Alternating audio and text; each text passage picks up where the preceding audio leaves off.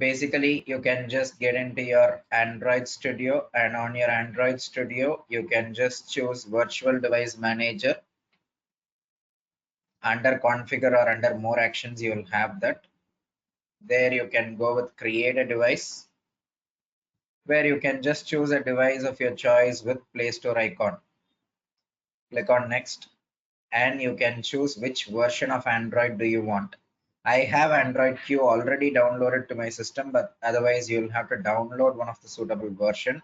So you can probably go with either R or SV2, the latest version Androids, 12, 13 and all that. So you can go with either of these.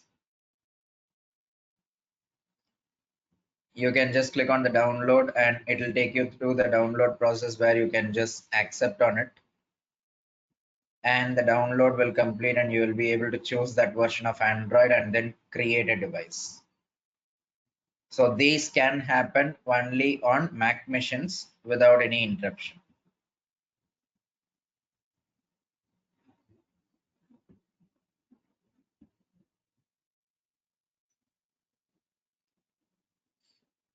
So these are suitable only for Mac machines. These can be triggered only on Mac machines. If you wanted to do it on Windows machine, you are supposed to be having virtualization enabled in the BIOS environment. So you can look out for how to enable virtualization in BIOS, and you can try to do that on a Windows machine. Once you have the device set up, you can double click and launch it. So while people are installing for Mac machine the virtual devices, I'll go through the device setup, what you need to do on the device for handheld devices for it to be recognized into automation. So while the download of Android version is in process, parallelly, I will just guide people with handheld Android devices on what should they do on the device to make it available for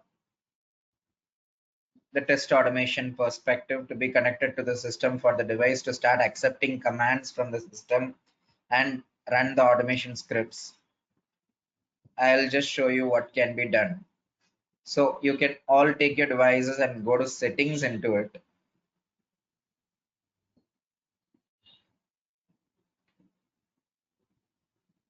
So there are two ways in which you can achieve automation. One is through virtual device and other is through a real device held in hand, connected to your system through the wires. So we have already done the virtual device launching activity. People can just slowly follow that across. And people who are dealing with handheld mobile devices can just get onto this workflow where you get into settings. This is only for handheld devices. Virtual devices will have the capability to receive commands from the system already because they are built in and they are for the purpose of testing. They are not real devices. You cannot make calls and SMS from these devices. So they are especially for the purpose of testing.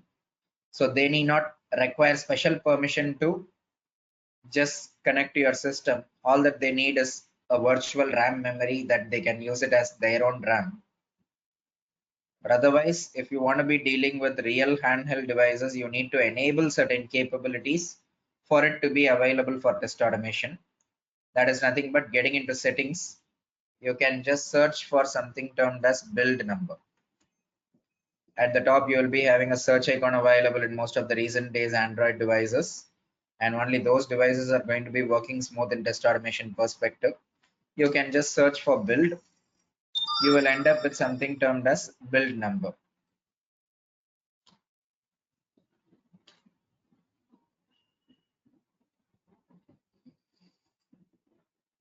What happened?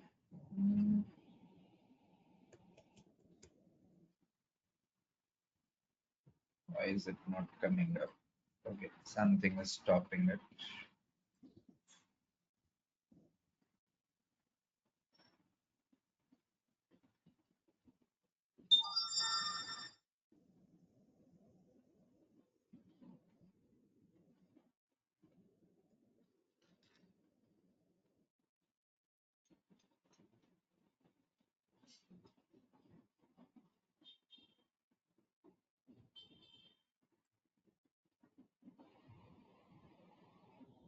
can just go to settings and you can just search for something termed as build number, where you will be having a build number available.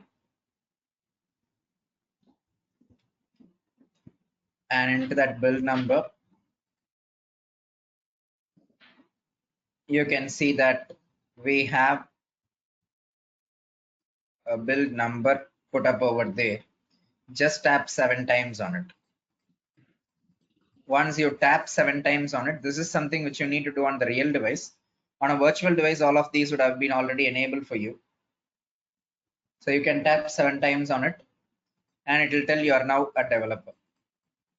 That is something which will enable developer option, allow the device to start interacting with your system, start accepting commands from your system, and all of that when the APM is going to send out automation instructions. So once you tap 7 times on it, you will get the developer option enabled. And all that you might have to do is now plug in the device to your system through USB. It should be a proper data cable that can recognize your device on the system. Plug in the device to your system through a proper USB cable.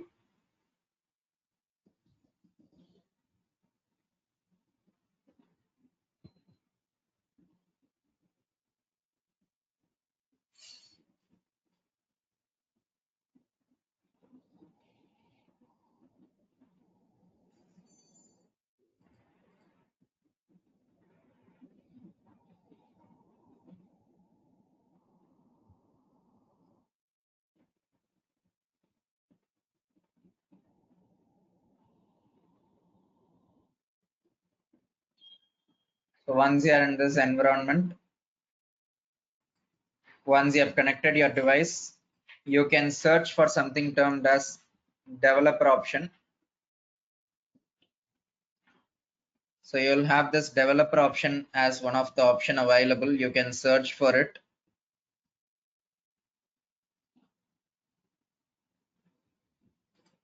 Get into the developer option where you can turn on the developer option as a whole. And if you scroll a bit down, you'll be having USB debugging, which should also be turned on. Just enabling these two will make sure your device starts receiving command from the system. Through USB debugging mode, it's going to receive commands to your mobile from the system. So make sure USB debugging is enabled and developer option is turned on as a whole. This is on the real device. Virtual device should be already having it.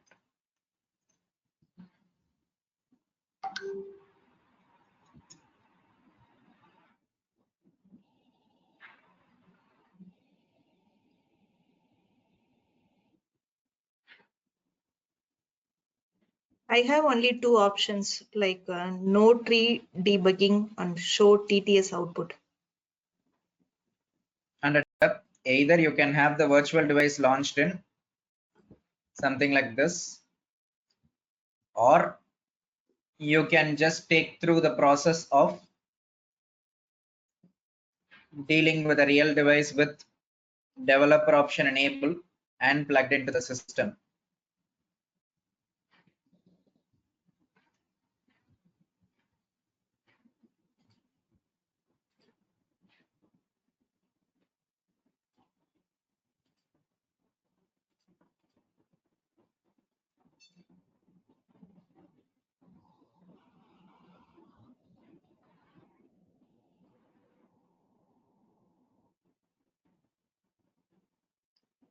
So once you are done with either of these two, we can get started with the APM quick start.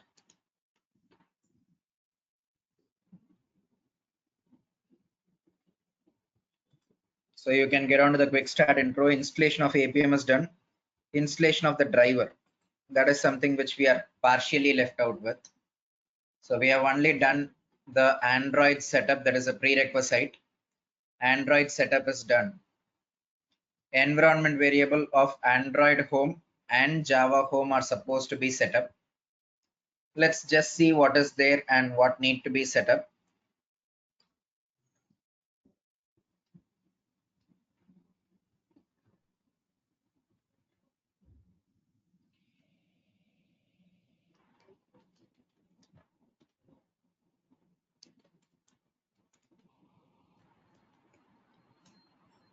$Android home is not recognized. $Java home is also not recognized. So we'll have to set it up explicitly with the details.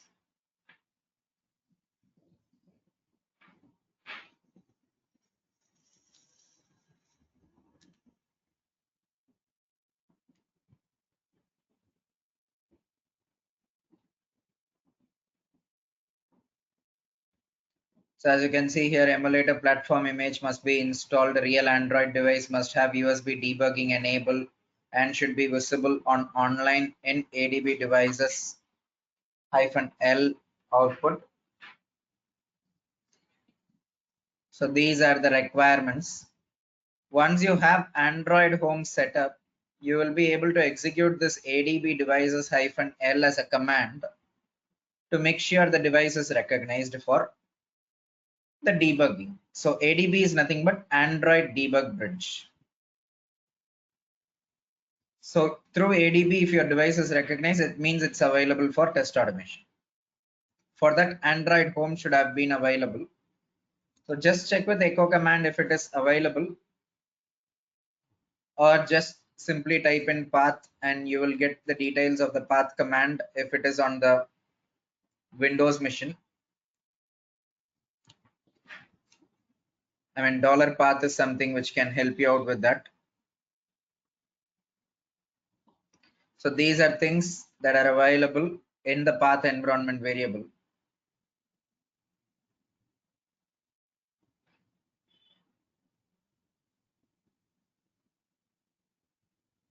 Let me just try to fix Java home and Android home in the bash profile.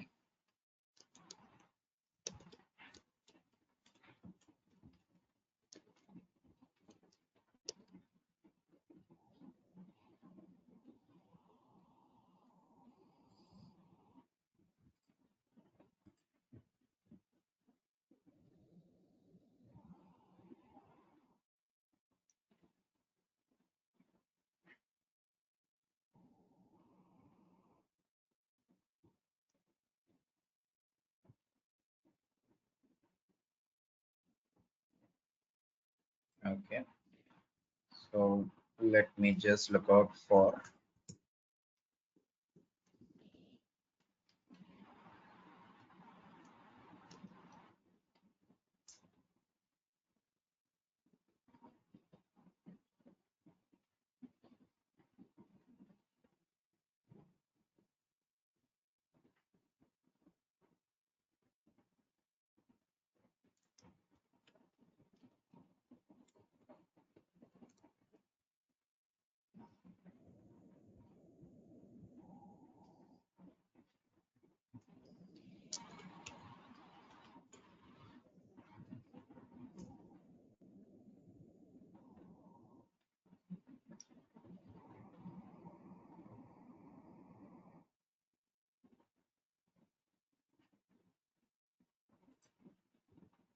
so you can get the Android home from the SDK manager of your Android Studio.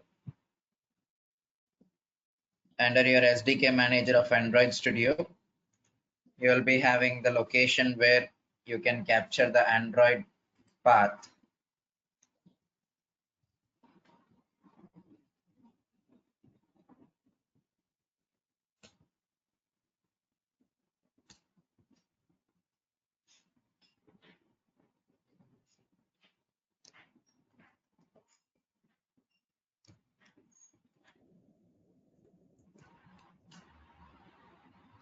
Still, it's not recognized.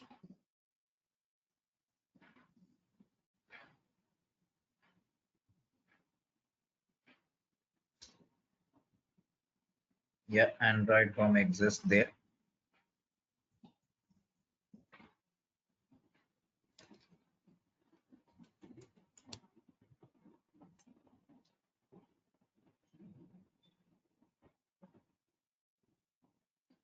Android home is available here as well.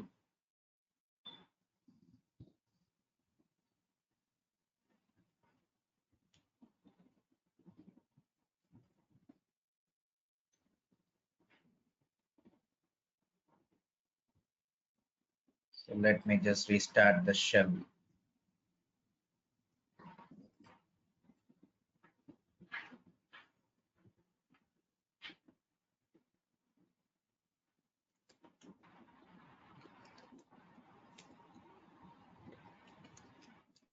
Okay, yes, successful. So we have got Android Home successfully set up over there.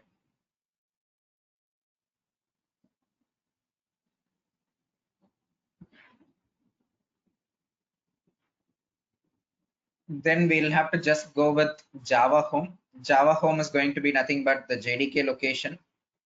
In order to capture the JDK location, all that you'll have to be doing is just navigate onto user lib execute and then Java Home.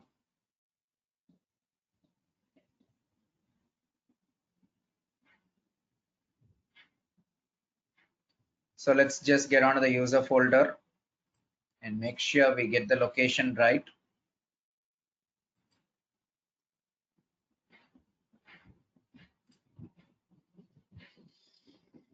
Go to folder user.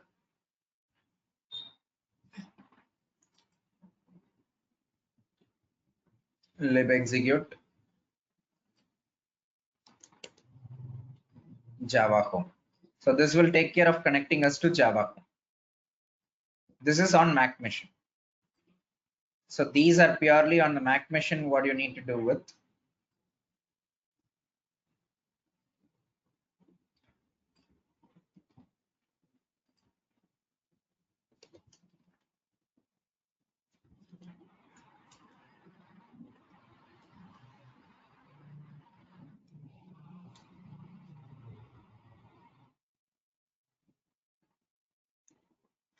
So I'll just mark Java Home as user lib execute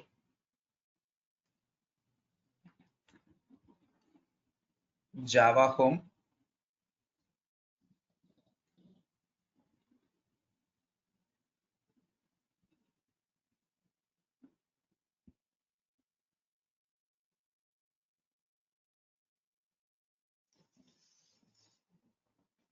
So once we set this up,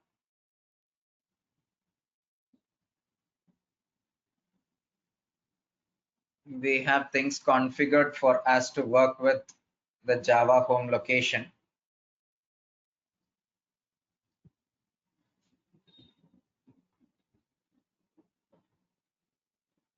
Or alternatively, Java Home can also be set with the direct location of it on a Mac machine, where it's going to be this library folder.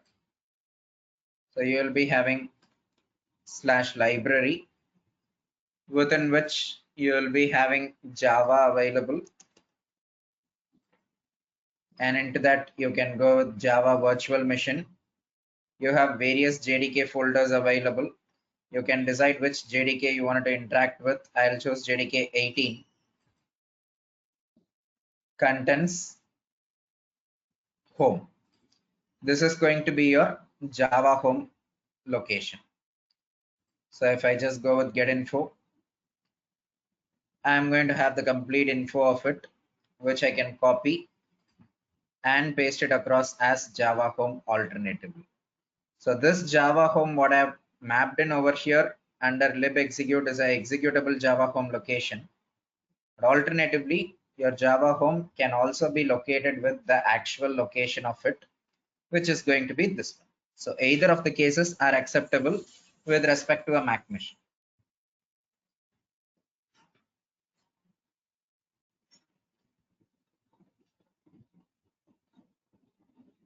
So that's pretty much about how we get the Android home and Java home configured.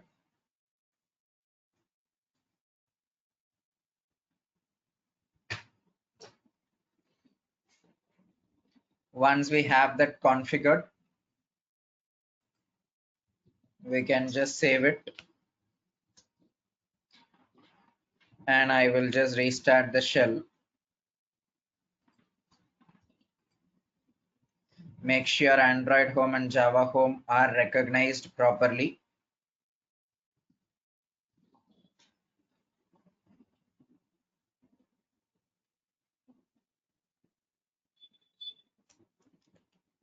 echo dollar Android underscore home, echo dollar Java underscore home.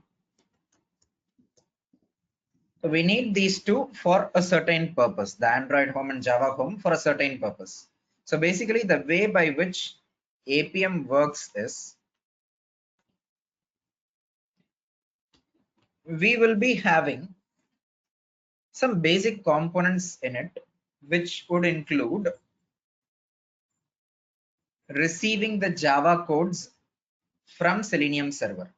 So APM is going to still have the same Java codes what we are currently working with, like driver.findElement, .click, .send keys. All of these are going to be almost the same command repeated on in the Eclipse itself. So in that perspective, you can actually see that in APM, first you will be having your Selenium codes, Selenium, which is going to be a combination of Selenium and Java client. There will be a Java client library which we will attach along with Selenium. These two combined together will have codes like click, type, select, all of that, which will be sent to JDK, or JDK will start understanding what the code is, and it will communicate to SDK and tell how should it consider the code as. So it will understand it from the Java perspective, convert it into mobile understandable perspective, and move it onto SDK. SDK knows what instruction it should pass on to Android devices.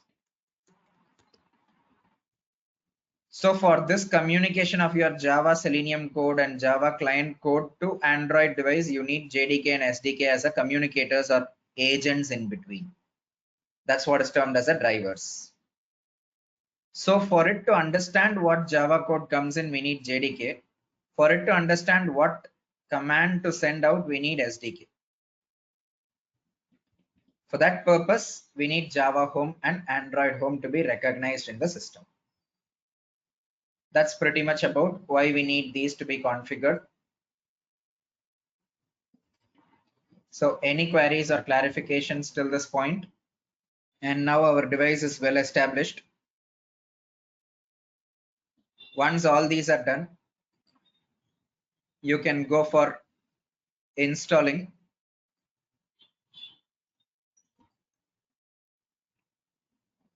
So you can go with installing the driver, which is going to be done with APM driver install UI automated 2. So I'll just go with the command APM driver install UI automator 2. So this will take care of installing the driver once all these basic configurations are done.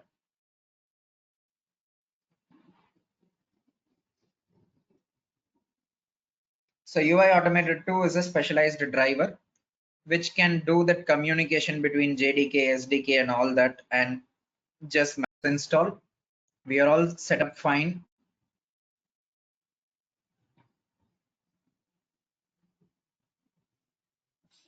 We can just initiate the APM inspector in order to make sure things are all set up fine.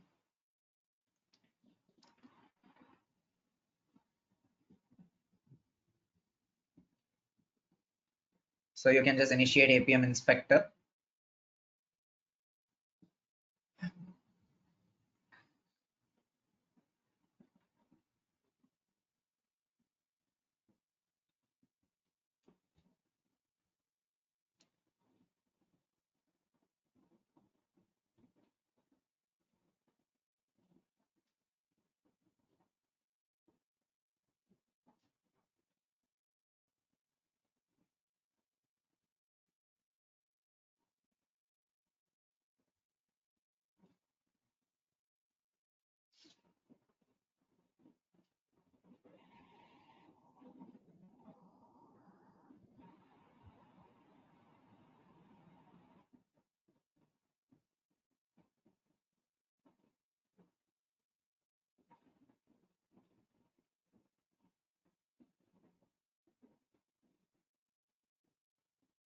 So this is what your APM inspector is going to be.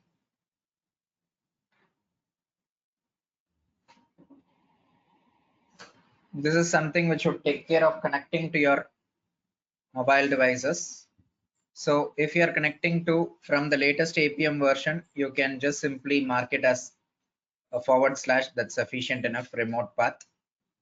That's an update made in the latest version. So once you have that done, you can just list down few capabilities by which you can recognize your device.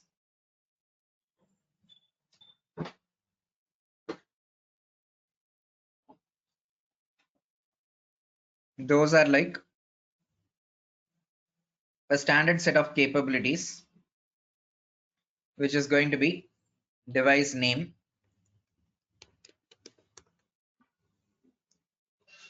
So there are 3 minimal capabilities what are required. And when I say capabilities, they are nothing but properties that are used in recognizing the devices. As you can see over here, these are the general capabilities. Platform name, and then you will be having device or server specific capabilities, which are going to be device name, and app specific capabilities where you can just provide browser name. So with these capabilities, you will be able to launch a device. So this becomes a generic capability where you will have to attach it or append it with APM colon. That's the latest update again. So device name, you can just provide any random name for the device. Usually it used to just pick any random name. Ideally, what I would suggest as device names are the name by which you mention your device, and you will be having something termed as, you have platform name and then device name as different components. So let's just mark the platform name first. Platform name is going to be Android.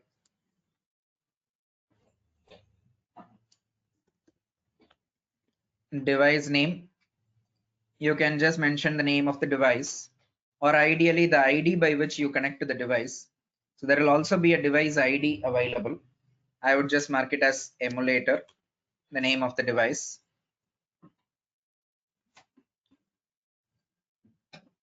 And browser name,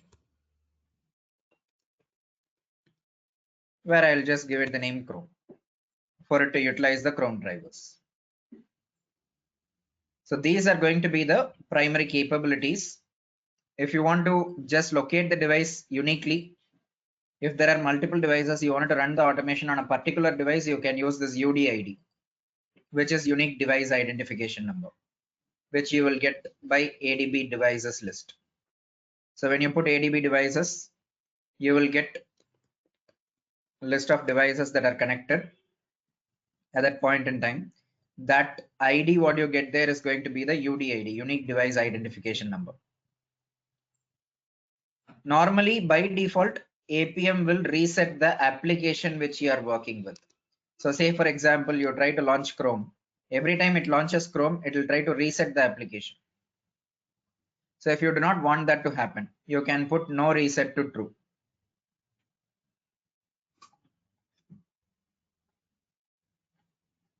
So this will just simply deal with only the application, not the entire device. Similarly, you have lots of other capabilities which you can update as per the need and try to connect to your device and automate your device. So once you put up these basic capabilities and you click on start session, you will be able to connect to the device.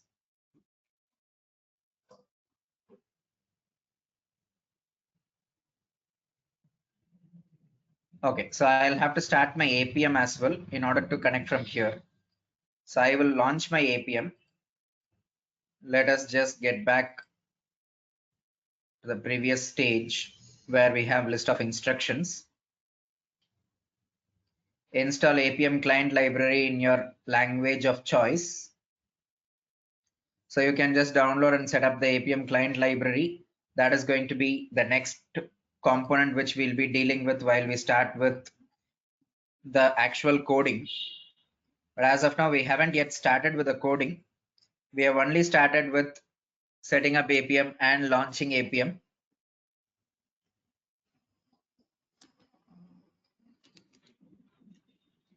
So let me just initiate APM with no special conditions. Just launch it as is in default mode.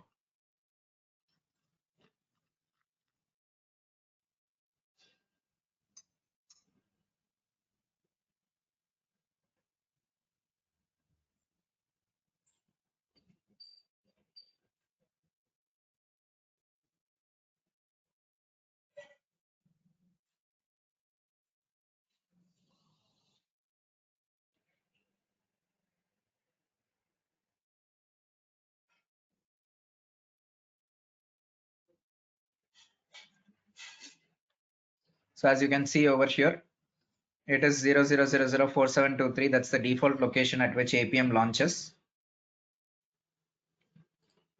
That is what we try to automate here as well. 00004723 remote path simple /. And now we'll just try to click on start session.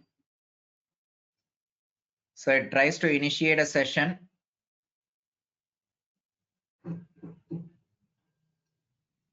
And it gives us an error. So you can see here it has tried initiating a session. And it has given us an error. Finally, it has recognized the device. So it has created the session. It has started to running the Chrome based browser.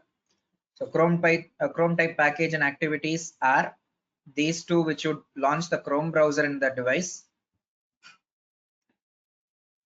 Found 4 build tools folder under this particular location. And it is using one of them.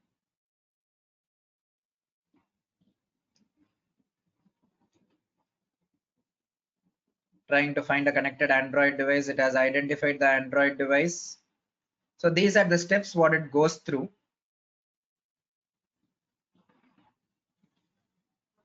Device API level 29, relaxing hidden API policy.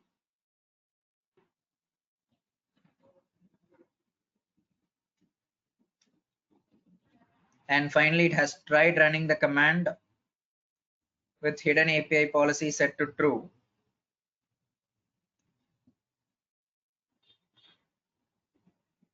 So this is how you can basically debug the code and understand what all stages it has gone through, where it has encountered the problem, etc. So finally, you can see it is trying to run this and it has encountered a problem. It has ended up with a 500 error. So with respect to API policy, if you can give any manual inputs and all that in the capabilities, that would make things a bit more simpler than for it to go through defaulting all the values and all that.